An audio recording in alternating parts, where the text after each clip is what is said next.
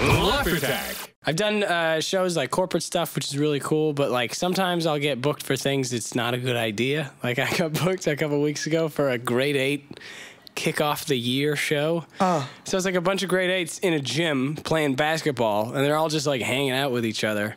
And then all of a sudden they're like, okay, so you got a mic, and you're just gonna stand over there by the bleachers. And they were like, okay, everyone, just sit down right where you are and look over here. Like, they didn't even put them in, like, an audience formation. That's awful. It's terrible. And they're like, how old are they, 13, 12? Yeah, 12, they don't understand sarcasm at that age. No, it's not at all. scientific fact. Their brains are not developed. They're stupid. Yeah, like, whenever I did, like, a funny voice, I'd be like, hey, everybody, I'm a crazy guy. And then they'd laugh. But then if I was ever like, here's a joke, they'd be like, oh. So they paid attention?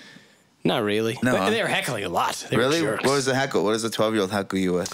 Oh, they like to say fail a lot. That's I hate that so much.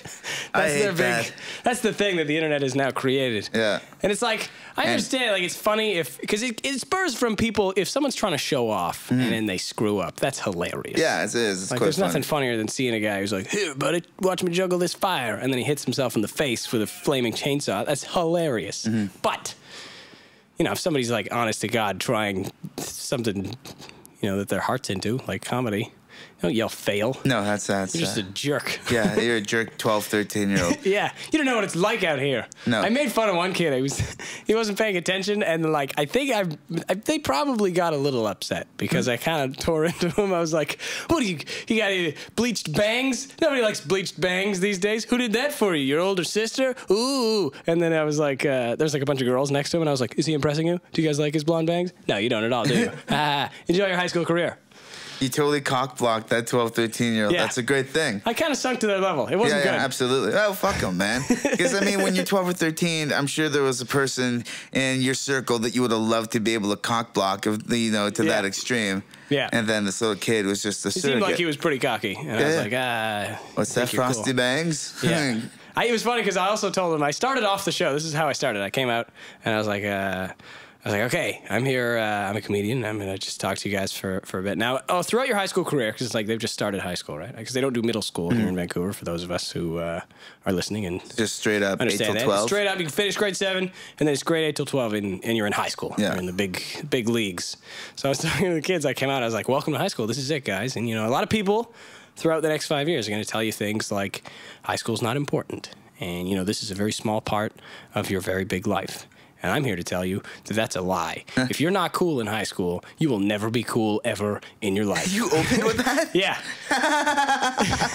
And the kids didn't understand it. Like 5 or 6 teachers at the back laughed, and then all the kids were like, what? You just confused the shit out of them. And I was like, oh, this is a weird way to start. And then to end off the show, I had to do 20 minutes. It was like at lunchtime. And it's going horribly. Like I'm getting a few laughs from the teachers and organizers at the back who are old enough to understand sarcasm. And then at the end, I was supposed to do 20 minutes. And like I had to watch, and I went over by about 3 minutes, but I was trying to close on some kind of a laugh because I can't just be like, okay, bye. And then they'd all yell fail. And then I would go home and cry. So I was like trying to get some sort of a laugh. So I'm in the middle of this joke, and then the organizer, the lady who booked it, is like standing over by the side, and she's holding a beach ball.